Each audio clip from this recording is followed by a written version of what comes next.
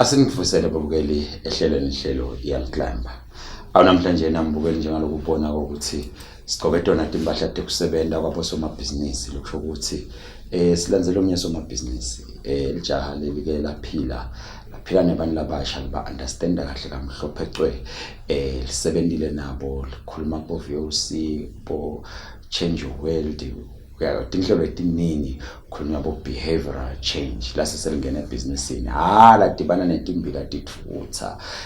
but namhlanje na solo limile ebusinessini liyabakhuthaza nalabanye ukuthi ngenani ke jana ke nati ukuthi ngulelinye live leli kunetingcinamba kunetinkinga utabe yahleli nathi ke namhlanje namcema noKamathebula asikhulumisa ukuthi ukhanze kunjani khabo business angamkhuthaza kanjani futhi umuntu lomusha ukuthi asatilungisela naye ukuthi ufuna ukungena ebusinessini utawukhanzani angaphepha njani akabhasobhe ini hlala nazi ke mbukeli sakhulumisana naye mcemane waKamathebula.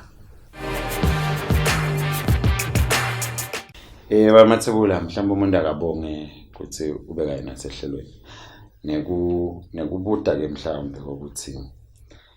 thina sikwati kusukela kade sebenza nabantu labasha nake nasimema ephathini lapha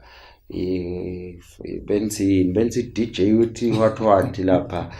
siyojayiva lapha nsi holy angathi utasikhumbuta kusike babekini lebeniyenda lapha nithi sitekto jayiva iholy fun into kanjalo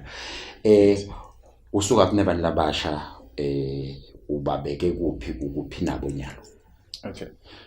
Ngiboya kakhulu mhayisa ukuthi ube nami ehlelweni imphize ngiboya kuyimlaleli ukuthi umbukele ekhaya ukuthi abukele lehlelo lamuhla. Ngisuka khashana ngilobusha njalo bososhito. Kusukela ka youth eSonven. Okay. Ngibe youth leader, ngakhuphuka from youth leader ngaba youth pastor, ngasuka youth pastor base bangenda lebeka bukude abantu labasha cishe inhlelo etinenge even la kaNgwane. Okay. Ngisuke lapho ngase sengingena ku National Radio ngacala lihlelo la Change Your World ka VOC. Ngasuka lapho libe likhuluma ngebantu labasha basically on behavioral change, indlela yokuphatha nendlela yokuphila ukukhula kwemlomusha even nasebandleni. Ngisuka lapho ngangena ka SBIS radio yaka SBIS ngakhuluma khona kakhulu kade nebantu labasha nakhona same bekuyindlela ukuthi sithiphatha kanjani sibantu labasha sikhula kanjani sibantu labasha ukuthi siyongena ku industry noma ke emisebenzini noma ke emabhizinisini sicala nyalo ngoba phela na umuntu omusha ukhuluma ngelikusasa. So ngibuya khashaya ngisuka lapho ngangena ka SBIS 2 ngena Change Your World angathi be the best you can be. Okay. Cishe kube kunenge kakhulu involvement yami ngangena bo nature sebenza nabo nature sangena bo SNYC nakhona sebenza bo youth behavioral change. So ngisebenzile kakhulu nemlomusha socishe ngimati inside out nomosha ibehavior yakhe. Ya ngiyeva nje uthinza bo behavioral change mengisolo ngithi utawufika lapha emdansweni ngoba wasidansisa ukuthi asemdangalazweni sithi mane kube holy. Wafika kanjani lapho? Ngiyakhumbula ukuthi kwaphoza icontroversy kwabhalwa emaphepheni la kusenzini nefan le holy lena DJ angathi lo DJ bani kumbe Tirano angathi mhlambe nje ungikhumbude benendani ku inline njani nemsebenzi ngamangala ukuthi umfundisi bengingakwadi na. Yes. Okay, kule njalo bengengasho mhayisa ukuthi besenda behavioral change. Okay. So indlela yokushintsha nokuthi phatha kwemuntu kumlolonga mlomusha ngendlela yokuthi phatha nekhula kwakhe. Now nasikhuluma nga 2009 lapho ukukhuluma khona nge Day of Clean Fun. Awusayishaya impela bekuna besi host eMavuso Trade Center. La kwetha khona over 10,000 young people from all corners elelive la kaNgwane. Sasinaye kumfundisi lomkhulu uMpostle Justice. Be controversial vele ngekuthi sasibuka lokuthi now sikhathi esiningi sithi bantu labasha abeva emabandleni naseveni nje bantu labasha kuthiwa bayahlupha abeva but sikhathi esiningi asitiniki lesithuba sekuthi sihambe siyobuka yini lele bahluphako yini lebento sibangeva yini labakhala ngayo lesithi thine abeva nje nangimele silayeze hayi laba beva laba so senda leyo behavioral change program leyo that time basibita ukuthi Day of Clean Fund la khona sesibabide khona kusibata abanzawonye bese siyakhulumisana nabo ngendlela yokuphatha ikakhulu kathi umgomo wethu ukuthi sibathole betenzawonye manje uyathi kusibanjwa ngani ngalethi dlawo so kwamele silethe labo DJ babone bahlabelele babathandzako khumbula nje kwakuna DJ Tira nabo Black Coffee at that time so and banabasha beta in numbers sa achieve igoal yethu basitaka labantu labasha ya angifuni ukuhlala kakhulu kulo but nje ngiyakhumbula nebantu labadala lobe kabuke sifunza ngaleso sikhathi kaManzini naye bekakhona lo mdala lapha ngedla lakhe ya ubona ukuthi uyayivuma le ngoma bantu labasha banedingqinamba le behavioral change ikuphinyayo na wayekela wachubeka nayo wayekela ngoba sawubona ngathi sewu-achievile wachubeka inayo ngesinguwe mawuyibuka namhlanje noma uyayifaka esikaleni ihamba njani iyashintsha iyasebenta noma kusadinga kufakwa lomnye umjovo Mbuto lomuhle Mhayise lo ukuthi ngafaka umjovo lomunye tikhathi setishintshile na ukhuluma nje ukhuluma 2009 lamhla seku 2021 so leti khathi sesiphila kithi setiyanga kushintsha which means naleli giya lekuthi basitakale abantu labasha funa selishintshe kunenge lekudzinga ukuthi sikwende yebo kona sakwenda lesakwenda that time ngephanya lokho lesikhathi sesikisonyalo sekunema 2000 sekakhulile nyalo sekasesigabeni sekuthi ngabe nyalo sekaya deliver empilweni lele sabafaka kona sabafundisa kona at that time so the continuity ngila khona sifike salekhisha khona I would accept that kuthi sifike salekha i-continuity noma ngathi i-consistency nakhona kubokhanza ukuthi kuba indzaba yabo funding because na wenda lo ukuthi ngakuthi kube nabo funding so kulesikhathi esikiso nje sengaba kusho ukuthi i-continuity vele iyasingeka ngeke sakubalekela lokho labakhona labasitakala but nyalo sekumele ukuthi ke manje kube ne-continuity kulaba la sebakhona nyalo ukuthi bona sesibasita njani uya embile siyezama lazama khona ukuthi i-continuity ne-sustainability ibe khona kepha ke vele ngisho ukuthi isikhathi vele sekuthi nangabe tikhona inhlelo singadenda ukuthi kuchubeke kusitakala labantu labasha ngesikhathi lesingiso leso singakwenda lokho manje mcemane wayekela ku behavioral change wase soshonaphi wase soba busy ngani emva kwe behavioral change yes okay angiyekelanga completely ku behavioral change ngisesekhona ngiyaye attend ama programs la khona ukhanza ukuthi bayaye bangimeme ukuthi ngilokhulumisana nebantu abasha ikakhulu kade ngisaya ka VOC kule Change Your World on Saturdays sometimes baye host at that time nangisakhuluma ngaloko nami ngase sengalepsheni so kenyalo sengalana so sekuyi advantage ke manje kibo belihlelo la ka VOC lokuthi so uyathi nyalo so okay nasemshadweni sekunje nangalepsheni senje uyakubona so kenyalo ngisekhona but ke ngibe sengibabhizi nami ngaletinye izinto ezusho vele ngibe sengiyasuka lapho sengihamba sengena ku industry sengena kuma business namnyalo sekumele ukuthi ngikhicitele umkhicito webamba so ngase sengiyamove ke sengena ku ikakhulu kade ku business kepha ngisekhona nangale ku behavioral change even as much as kwanyalo angisasiko that much active kepha ke ngisekhona kusiteni balabasha sengu business esikhathi esiningi mhlambe ungasida mcemana ukuthi mawuqala le business waqala business yani neyana ngesathi kumbe uyi-business guru kunema business anyana akho nje tingukhwayina takho letimbili waqala ama-business man wasebenza ngani nje okay mayise amabhizinisi angone kulukhuni kuyiqala angicale lapho vele ngifuna nalo kufika lathi waqala njani ngaqala mhlambe bothekile ka Change World abanikele wengisalisoso wahamba uqala ngayo netestat ngathi uNkulunkulu wangentela umusa ngakwaba khona indvodza le believela kimi kakhulu so he was ulasandla ke wangibuta ukuthi ngifuna kwenda empilweni ngacala ngasho ngathi cha ngafisa ukuthi mina ngende wami umsebenzi wetandla wangibuta ukuthi lesingawena ngacala kucala kwami nje umsebenzi noma ecala ngicala ibusiness kwaba ama brush cutters libandla labengikhonda khona eZulwini St Matthias Anglican Church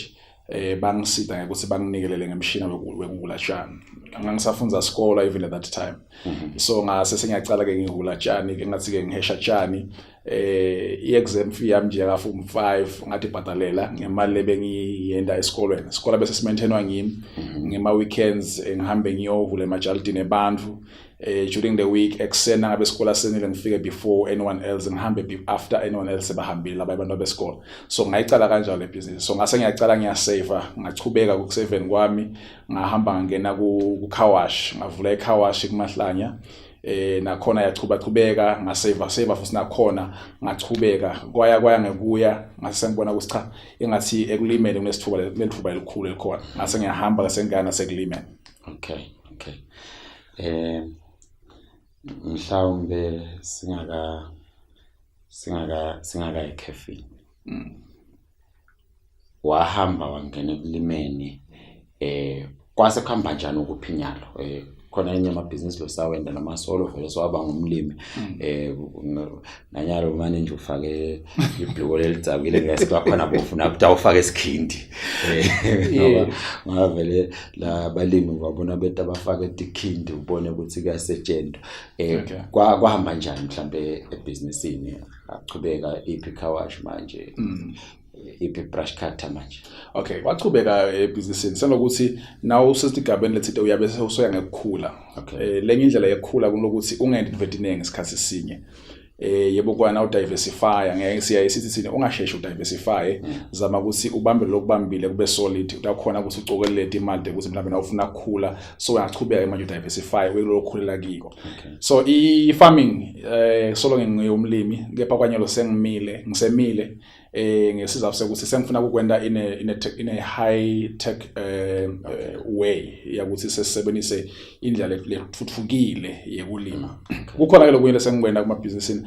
ngene ku corporate kakhulu ngenda i-advertising and marketing and advertising ngavula inkampani i-advertising with Leraven group lena i-advertising and general supply angena ku corporate ngasengenda ne-marketing kakhulu kathi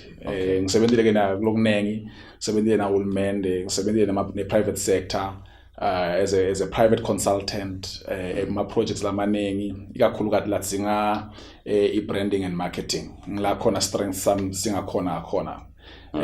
yes ambukeli njengalo kuyivindzaba ukuthi awujaha litishisile idandla lingenile lapha nalapha abamba lapha nalapha labona hey lana sekemayime lana sengichubachubeke utayiteka ke ndzaba masibuya ecafe ukuthi impilo khabo business uyikhanze njani ukhanze ihambeka ube sewenda njani ukuze akhona ukuthi namhlanje na abela embikwethu hlala kayi nathi kembukeli isathi shelele ecafe.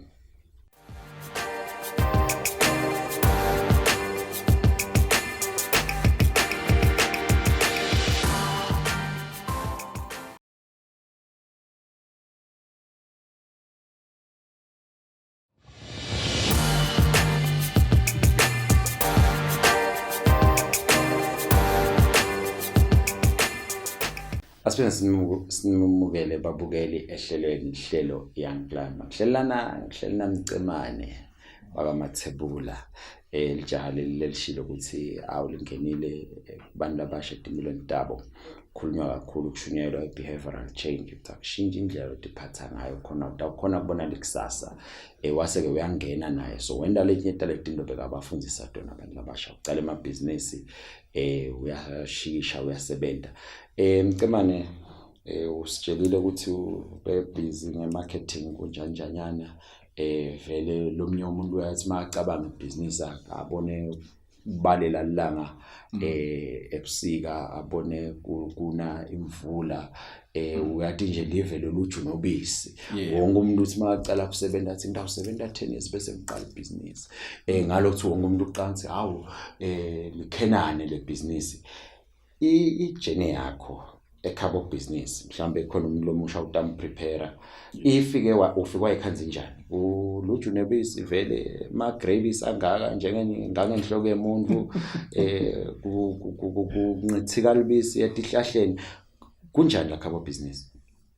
Ngiyabonga kakhulu Mayisa. Ekhabo business ngathi ngasho afishane ngithi it's not a field for the faint hearted.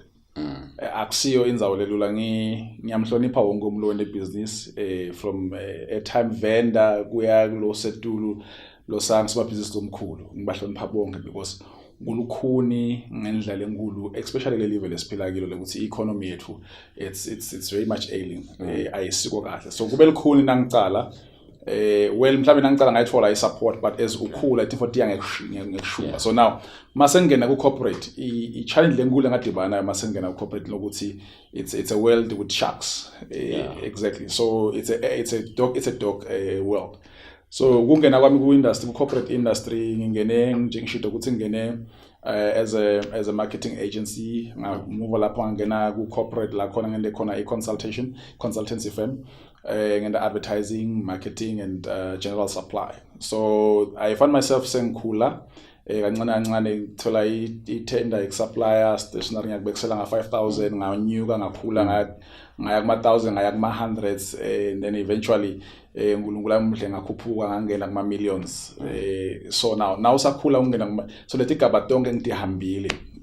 tinsaya takhona tiya ngikushiyana the higher you go letinsaya takhona tiya ngibade ngikulu nakhona so ngiqhubekile businessini ibe ngifundzela kunengi abantu labanengi one of the guys that I've looked up to Ali Resting was a Real Image Internet ngiyexishelwa ngathi wangifundisa ukuthi how do you run a business bengibuka anyway nangisasebenza kakhe because ngingasebenza nje isikhashana Real Image Internet so bengibuka exactly how does he run his business ekuseni he was the first person ukuthi efike he was the last person ukuthi ahambe business yakhe so ngakubamba lo singaqala umsebenzi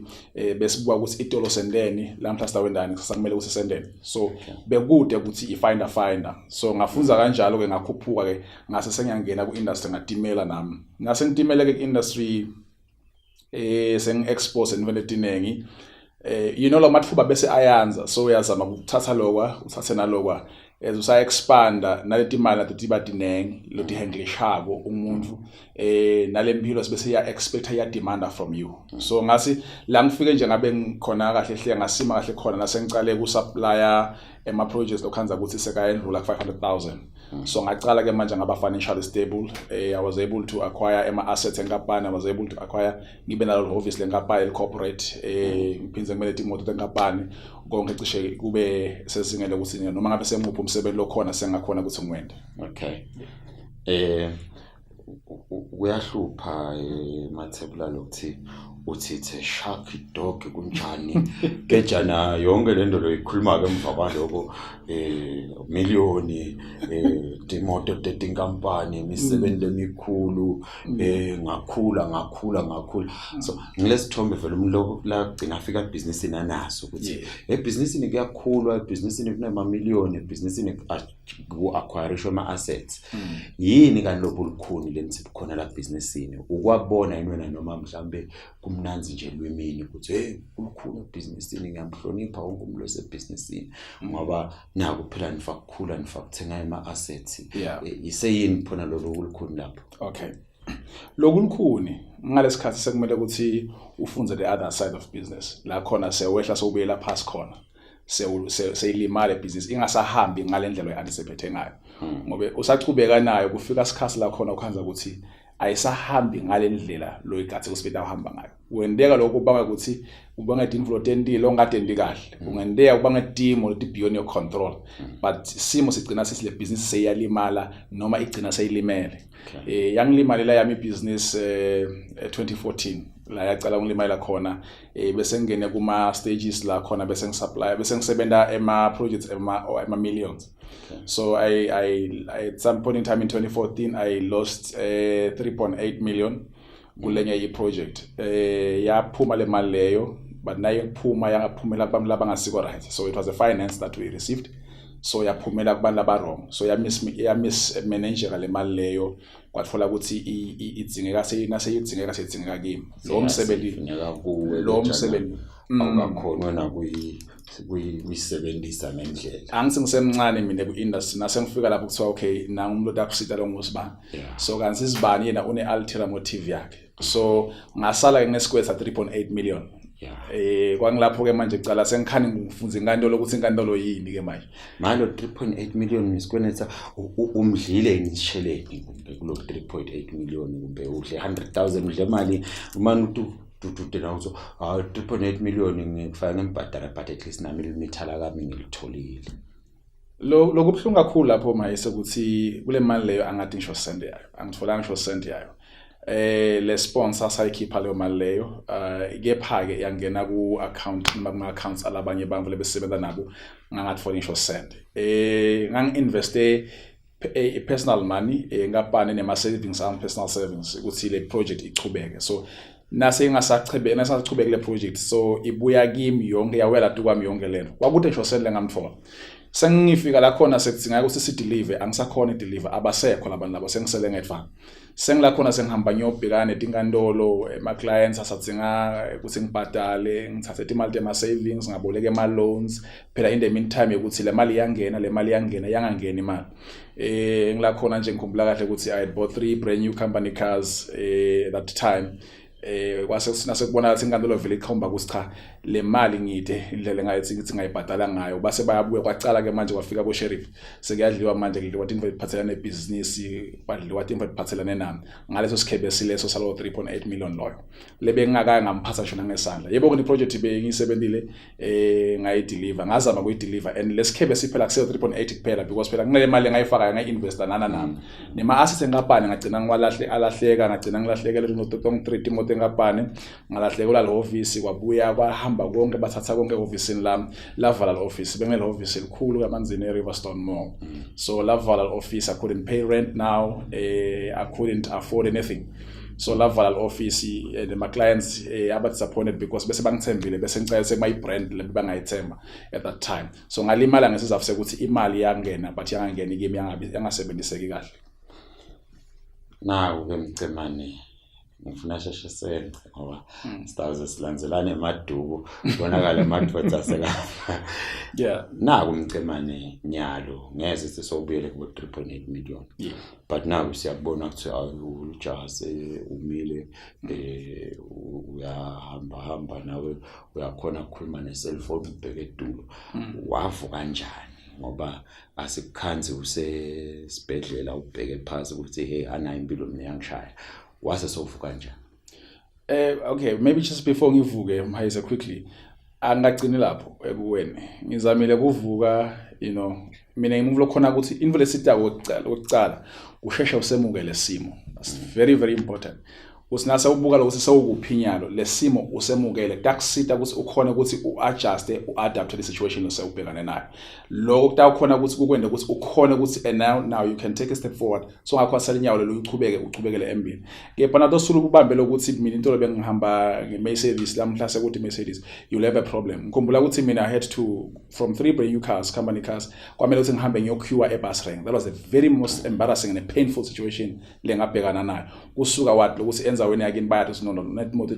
ngapha so you're going to the bus rank now to queue with them so kwangisita lokuthi ngiaccept lokho then ngimove forward now kwangisita wangivetela abantu utawukhanza ukuthi bayanginikeza ama piece jobs so to get piece jobs sengibuyele emuva manje kuma piece job engasaminde ukuthi ngihesha chani so sengibuyele emuva manje ngifuna itender yenyala ukuthi ngihesha chani imishini ngihamba ngiyoyiboleka ngiyoyirenta so it was a matter of sacrificing my pride for the betterment of the business kuze semkhona kubuya bangisita banginedela emisebenzi lekhona ngikhumbula ukuthi ngaye ngathola umsebenzi honestly wokucleaner ngahamba ngawuthatha umsebenzi lo wokucleaner wakuyithenda yona but ngahamba ngocleaner kwathi kube ngcono ngarenovate leyo ndlebe sirenovator ngayithola imali bangibhadala from there I built up ngasuka lapho ngachubeka ngaya kulokunye I found myself having to suffer once again another blow sengena phinze ku corporate sengibuya corporate because ngabe singiyabuya corporate man ngaphinza ngasebenza iproject again 2017 which was worth over 20 million so ngangena kiyo le project leyo ngaphinza ngayinvesta nakhona unfortunately iphutha lengalenda bengikalifunzi kahle ngale ngemuva yaphinza futhi yangena le account ngalokuthi bengiyidele capacity at that time uyakhwala ukuthi watfola amathuba na because unawo lama brains uyakhwala ukuthi lo wena umsebenzi uplan now sekudingeka ifinance part sekudingeka ukuthi ube ne finance so that partnership nemuntu ukhanze ukuthi umloyo ude interest leyo so that's how I got ahead again so ngawa again for the second time. Now for the second time it was much deeper. If you're talking about 20 million, you're not talking about a few hundreds of thousands. So ngawa completely. Ngasimangivuka ngavuswa ngulomunye umlungu wathi I know I've seen you working in business. So nakangivusa lo mlungu nginiketa imali ngiyokwenza event 2019 which was the gospel Good Samaritan Gospel Music Festival besa mavuso. Ku gospel festival yangendeki fast forward yangendeki yangafika supply sound because of technical reasons. So I lost several thousand which bengibolekwe ngumuntu. So ngasi nasenjalo lo munye lo South Africa leswana kakhulu lo ngisida kakhulu ayanda ncwane wathi you know what my brother I'm going to do something, I will help you so with something uzosikhona kusisivuka sende ama commitments sesilungisela ke manje 2020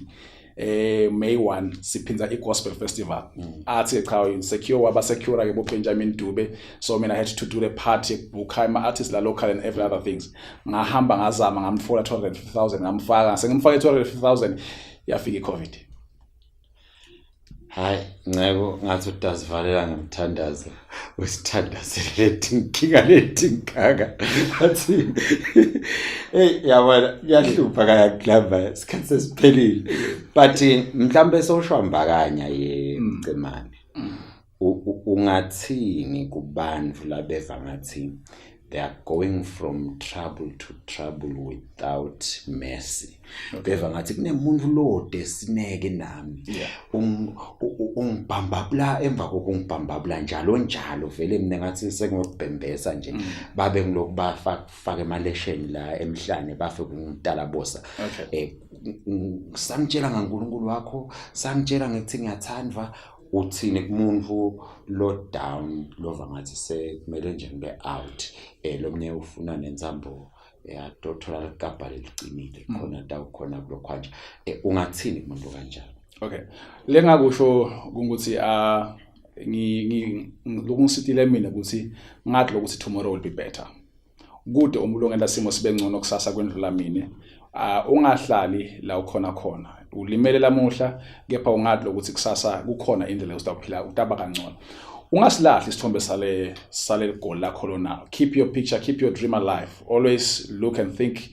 as if liyendeka. Uchubeke uyosilomunye if you want to be rich, walk like a rich man, talk like a rich man. I would still wake up in the morning and dress and look good and still go ngathi kahle ukuthi endlini ngilala esponjini ngathi kahle ukuthi kude ngishone kudla endlini, but people would never even imagine that. Well kumele ukuthi ukwenda ukuthi gcina lesithombe sayiliphupho lakho si alive whilst you are going through lesimo londlula kiso. Kungisitile mina lo ukuthi ngikhone kuze ukuthi ngifike la ngikhona khwala muhla ngibuye ebusinessini ngicale ngivusele Raven Capital nyalo la khona sengisebenza khona corporate ngibuyile ngisebenza le corporate nyalo